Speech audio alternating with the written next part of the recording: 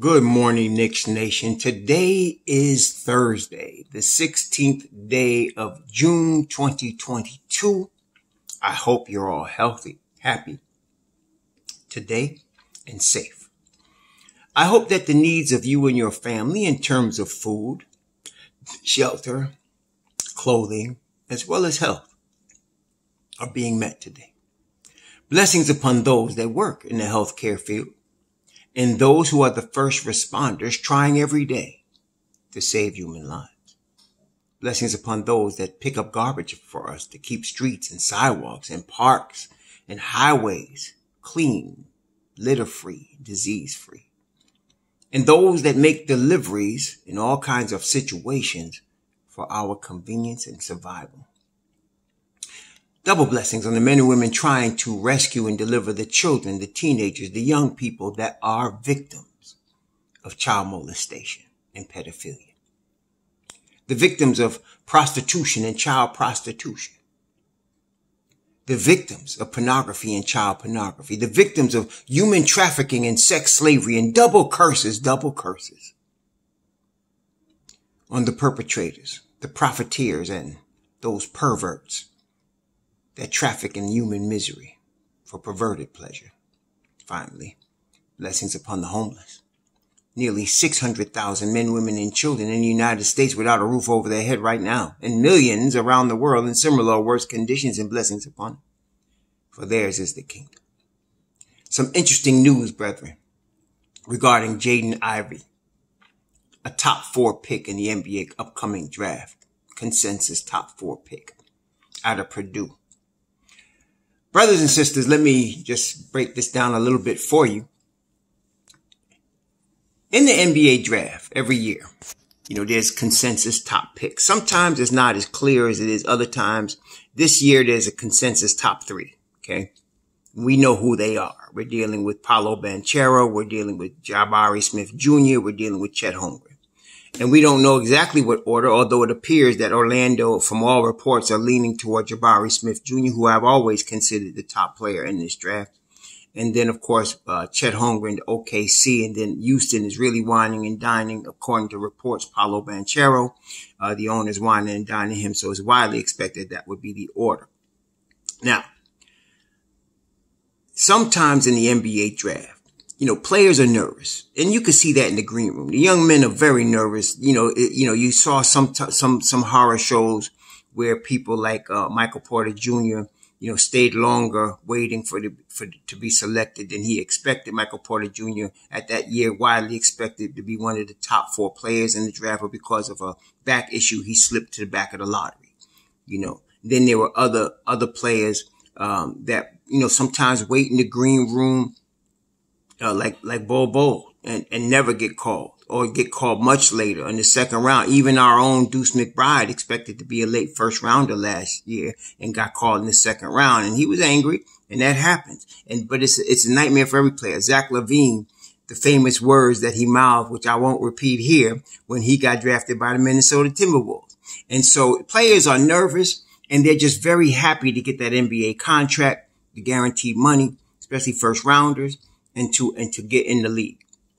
But then there are some guys that are clear top choices. They know they are, and they don't have to, they don't have to go where they don't want to go. For example, the Kristaps Porzingis year. KP wanted to come to New York. He liked Phil Jackson. He only worked out for the New York Knicks and the Los Angeles Lakers that year. He didn't even work out for Philadelphia, who was tanking. They were in tank mode all the time at that point.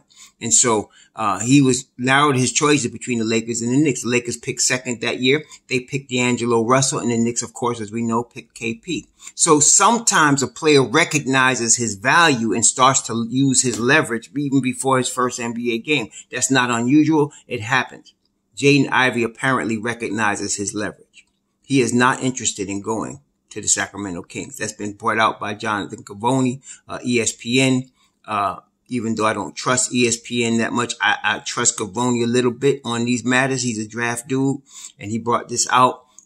Ivey's not interested in going to Sacramento. Now, what does that mean? Now, I mentioned to you guys yesterday that winning organizations have certain things in common. One of the things winning organizations have in common is a thorough vetting of any player they're going to draft. A thorough vetting includes not only studying the film of the player, not only studying going back to college, high school, not only the general pro day workouts, but bringing them in for personal workouts, talking to their coaches, talking to their family, and of course, talking to the player. Jaden Ivey has had no meetings with Sacramento, and Sacramento has a history going back to, I was looking here, they have a history going back several players, including Davion Mitchell, that they didn't work out and they have drafted, which is one of the reasons they're one of the most sorriest organizations in the NBA.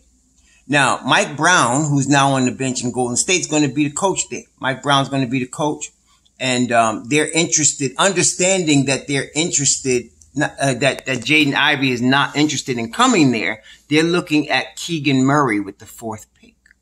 Okay. So Ivey is not interested in the Kings. All right. That being the case, what players don't want to do is perceive themselves to be prima donnas. So they generally, although not always, they generally don't start saying where exactly they want to go. They kind of leave that open. So in this scenario, they may pick 4th and take Keegan Murray. So let's look at this now.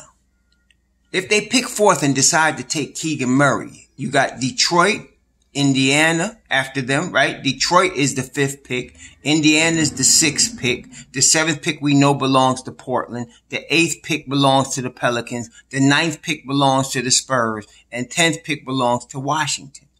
Of those teams, I know Detroit, Indiana, the Pelicans, or any of those teams would take Jaden Ivey. Which means now there's a trade up scenario coming. Okay. Trade up situation. Now, let's look at this strategically and logically. Okay. If it's true, number one, Jaden Ivey doesn't want to go to Sacramento, and I believe that's the case. Number one. Number two, if it's true that they're very interested in Keegan Murray at the 4th pick, that means that we really, as Knicks, we can't do business with Indiana in terms of the Ivey pick, because he won't be the pick. So we have to do business with other teams, which was why Ian Begley yesterday reported, my man Ian is always on point. He reported that the Knicks are monitoring or inquiring of which teams are interested in Ivey. And that's why. Because if Indiana is going to pick Keegan Murray, that means you got to deal with Detroit, Indiana. If Sacramento, let me go back a second. If Sacramento's going to pick Keegan Murray, that means you're dealing with Indiana, Detroit, New Orleans, San Antonio, and Washington. You're dealing with all 4. Because any of them could pick him. And like a talent like that is not going to drop. There's one of them teams that's going to say, well, listen, I was going to pick XYZ player, but now that Ivey's available, I'm going to pick him. See? So that is why the Knicks are inquiring about what teams. So you have to listen when he said, what teams are interested in Ivey? Why would they care about that? Because the Kings are not going to pick him. The Kings are going to pick another player. They're going to pick Keegan Murray at number 4. Okay? And this is the part of the draft, brethren, that things start to become clearer. Until they get crystal clear. So right now, what do we have? Let's look at some facts. Keegan Murray's going 4th in the draft. Okay? Let's look at some facts. Jabari Smith at Orlando, number 1. Chet Holmgren, OKC, number 2. Houston is going to pick Paolo Banchero. They just traded Christian Wood yesterday to clear that spot for him. Okay? Keegan Murray's going 4 to Indiana. That's done deal. Done. That's happening. Okay? So now the Knicks have 2 options. Let me tell you what they're not going to do. Are you ready, Knicks Nation? They're not going to stand pat at 11. They're not. We yesterday went over the players that the Knicks have been working out. And we surmised, based on the list of players that they have brought in, that they're not standing pat. Every player they looked at. Let me tell you something. I know some people are tripping and putting Malachi Branham at 11. The Knicks would not pick him at 11. That's too high for him. I know some of y'all love the kid. I like him. no defense, no bueno. I don't. But I'm just telling you, that's too high for him. So for them to bring in Branham, Tari Eason, for them to be looking at Okai Agbaji, for them to be looking at these guys, that's telling you they're trading down. I'm looking at the Charlotte 13th and 15th. It may be something else. Very well. I can't predict what the Don's going to do. Him and Brock Aller and them behind the scenes. I'm glad we can't predict it, but I'm predicting this. Let me tell you what Raw Hebrew is telling you right straight right now. Okay. Ready? Jabari Smith, number 1. Chet Holmgren, number 2. Paulo Banchero, number 3. Keegan Murray, number 4 to the Kings. If the Knicks cannot trade up to get Ivey, and that's what they're desperately trying to do now, which we're going to go into the implications of that in a minute, then they are definitely trading down. They are definitely trading down. Okay? They're trading down. And so they're going to trade down and they're going to get 2 players. If they can't get Ivey, I can see it coming. So now the implications of Ivey for the Knicks is this. Listen carefully. Listen to the term. Trade up. What does that mean? That means you're trading assets for assets. You're trading assets for assets. Okay. So the Knicks are if they're going to move up and get a Jaden Ivey, they're trading assets. Okay. Now, Ivey would fit perfectly in Detroit. You plug him in between Sadiq Bey and Cade Cunningham, you got something. There's no doubt. You got something. It may not materialize this year, but you got a future playoff team right there. Okay? Now, in Indiana, this is the thing about Indiana. Ivey's from Indiana. The 3 schools that recruited him are Butler, an Indiana school, Notre Dame, an Indiana school, and he ended up choosing Purdue, an Indiana school. He's from Indiana. Okay? So the Pacers would be a perfect fit for him as far as hometown. Now, the problem, of course, is their starting backcourt right now is Duarte and Halliburton. That's their starting backcourt. Duarte about 6'5", 6'6". Halliburton about 6'5", 6'6", 6'4", 6'5", 6'6", in that range. Now, they could start all 3 of them. They could. But then that's another possibility. Okay? Now, the Pelicans, well, they got Zion. They got Ingram, Valanciunas, Herb Jones. Solid. They could use a defensive point guard at the point of attack. But they're not going to pass on Ivey. They're not going to do it. Okay? That's too much talent. And let us not forget about Benedict Mathurin.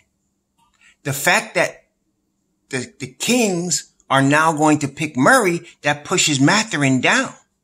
Mathurin also fits in Detroit, in Indiana. The Pels, I don't know where he would play because of the way they already just made the playoffs, and they really could use a stopgap defensive guard. But I can't see them passing on that talent. Then you got the Spurs. Now, I think the Spurs are going to choose a 5. The Spurs I think they're going to choose Jalen Duren. I can see that coming because in that pop system, they got Polo, but Duren have more upside than Jacob Polo right now. Jacob Polo's a solid 5. I'm not going to try to diss him, but the natural ability and talent, the template, the clay that can be turned into a sculpture is Jalen Duren if you got the patience and time for it. I think San Antonio does. Then you got Washington next to Bradley Beal. Okay. They got 4s galore. And now also that opens up another possibility.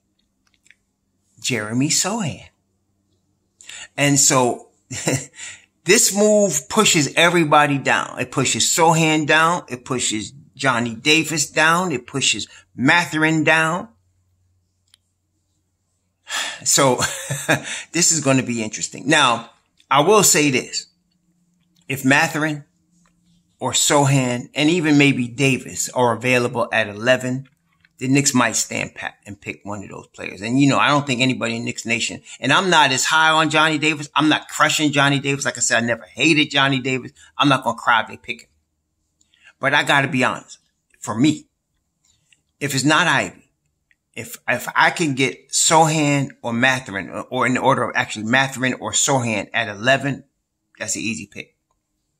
But if neither of them are available, I would not mind trading down. And it looks like they're set up to do that if they need to. That's the flexibility option we talked about yesterday.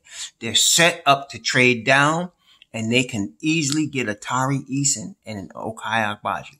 Brothers and sisters, I would have no problem with that. Because now you got a backup for Quentin Grimes at the 2, and you got a backup for Obi Toppin and for RJ at the 3 and the 4. Okay? Because Tari, now Tari would probably have to earn, but look, some of y'all got to understand something. You remember what Tom Thibodeau said. The way it works around here, he said, you got to earn your minutes. You got to earn your minutes. Okay? And somebody was like, well, Quentin Grimes can't start. Yes, he's going to start. If they trade Evan Fournier, he's earned the starting spot at the 2 in Tom Thibodeau's system. He's going to start at the 2 guard. Period. End of story. Even if they get Ivey. Ivey's going to be in the rotation now because he's just too good. But he's going to have to earn the minutes, and he's not going to start. That's just how it is, y'all. Okay? If we get an Agbaji and a Tari, especially Agbaji, I'm not worried about him earning minutes because this kid's going to work really, really hard. He's going to be like Grimes in them. He's going to be in the early morning with Deuce in them, working out, getting ready. I'm not worried about him. And Tari, the talent off the chart to me. The boy's a baller. Period. End of story. He's a New York City style baller. Okay? Coming from Cincinnati, like Deuce. New York City style baller, man. So, I think we're in good position, y'all. So, the Knicks really, I'm telling y'all, I'm seeing some good things. So, let's look at it. Let's review everything. Ivey's going to drop down because he don't want to go to Sacramento. Okay? Keegan Murray is going to move up. All right. So they'll select him at 4. Now you're battling to see if you can trade up. Trade up, which means you're going to give up stuff to get Ivey. What are you giving up? Well, you're giving up more than 11. I can tell you that right now. You're going to give up 11. You're going to give up the Dallas 2023, and you're giving up some players. What players? Well, it depends on the team. Okay. I don't think Detroit wants Julius Randle or Evan Fournier or any of these veterans. They rebuilding. So is Indiana. But Indiana wants to get off of Miles Turner. Everybody talking about Brogdon. I don't understand. Well, listen to me. Will somebody please explain to me why would the Knicks want a player with 3 years and more than $60 million left on his contract that hasn't played more than 50 games in the season in the last 3 or 4 seasons?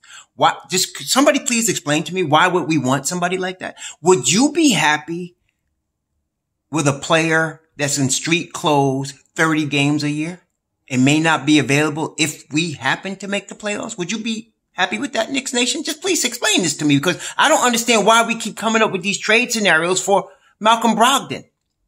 Makes no sense to me. Leon ain't stupid. And then somebody was bringing up somebody, who was it? I can't even remember, man. Somebody was bringing up another injury prone player. What's the boy's name that's on Chicago that they got from North Carolina? The boy stays hurt more than he plays. Will y'all stop with the NBA 2K trades, please? Could somebody explain to me how you gonna trade for a player that's half the time available? Will you please explain that to me? Because I don't understand why you would do that. You would lose your job if you were NBA GM. Okay, you look pretty stupid. You need players that are, listen, available. Y'all, some of y'all need to learn that word. Brogdon is not.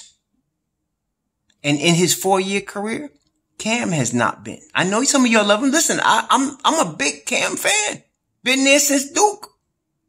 Love that boy's talent. There's no denying his talent. But y'all need to understand availability. He has not been available. Now, this is the year he needs to prove it now. Last time I was in this, some of y'all keep tripping on Frank. Some of y'all just like to hate and crap on people. I hope somebody craps on y'all the way y'all crap on Frank Ntilikina. I hope somebody does. But anyway, Frank's problem was that he wasn't available.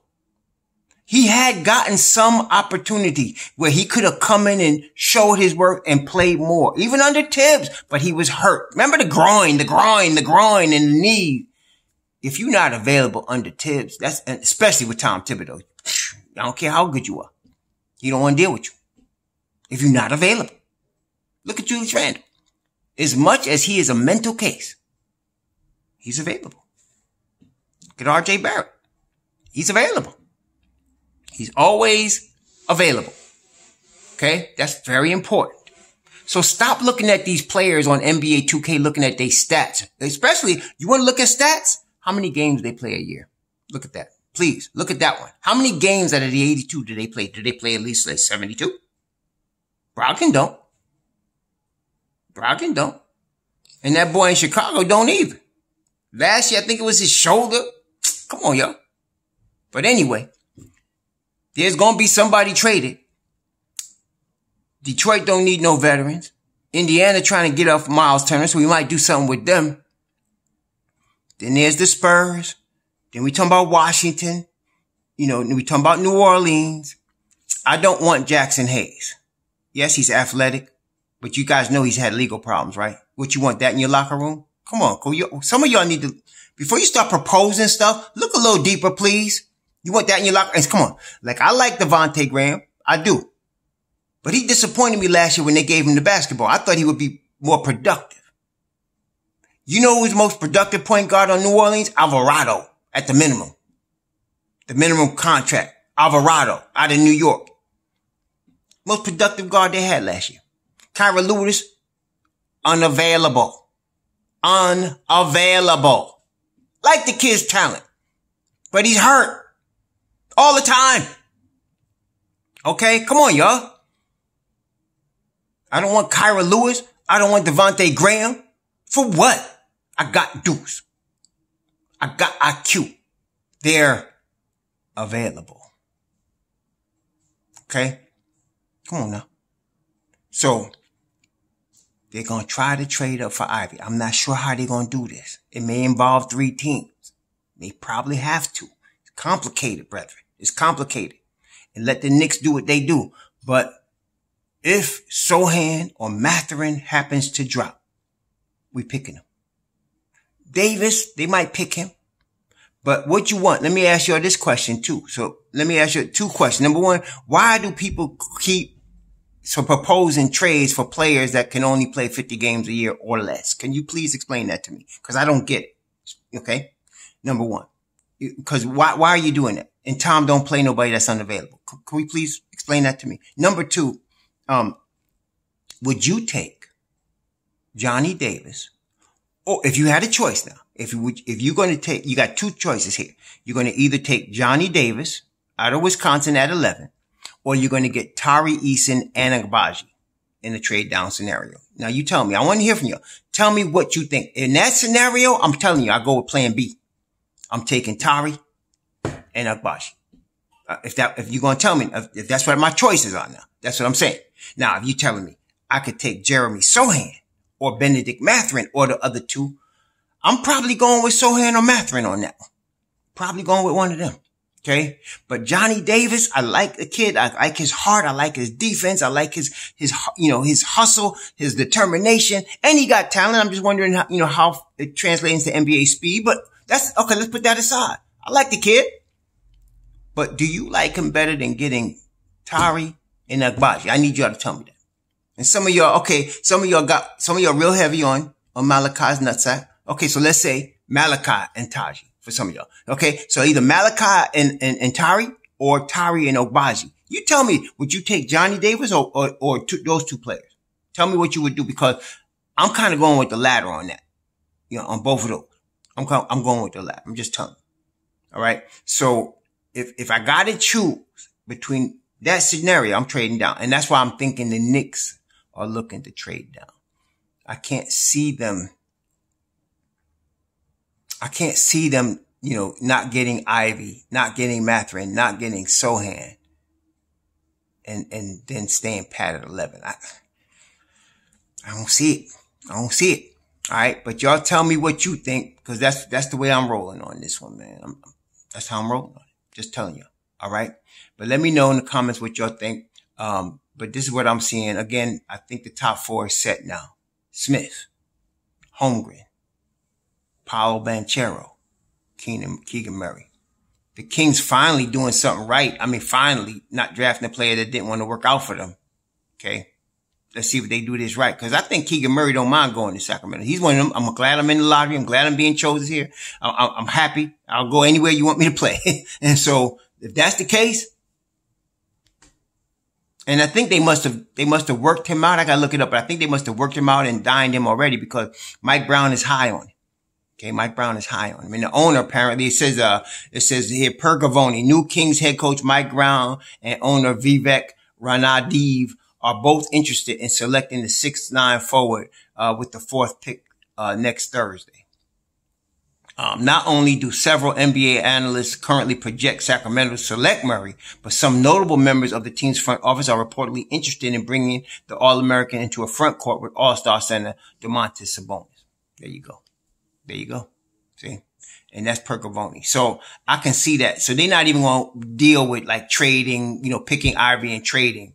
They're going to just pick Murray and move on with life. So, brethren, this is getting interesting. So for the Knicks, I think we got a better shot now at Ivey or Mathurin or Sohan. We got a better shot. But if not, I think we got a really good opportunity to trade down and get Tari and Agbaji, or Tari and Malachi. I really think they're going to pick Agbaji over Malachi. And let's not forget, you're dealing with Tom Thibodeau. You have to come in playing defense. Would y'all please remember that? I know you got your favorites, but you got to know who your team is and who you're dealing with. You're dealing with Tom Thibodeau. I know you're going to want to say, I wish they fired Thibodeau. Well, they're not firing him right now. He's the coach coming into September. So looking at players that don't play no defense or got to learn how to play defense, that ain't going to work, especially rookies. The boy, Tom Thibodeau, got this thing about rookies. He got to abuse them. Okay. So it is what it is. But anyway, y'all have a good day. Enjoy yourselves. Tell me in the comments what you think about trading down for those 2 brothers, Tari Eason or Kai Agbaji. Or tell me, why do people keep coming up with scenarios for unavailable players? Shalom.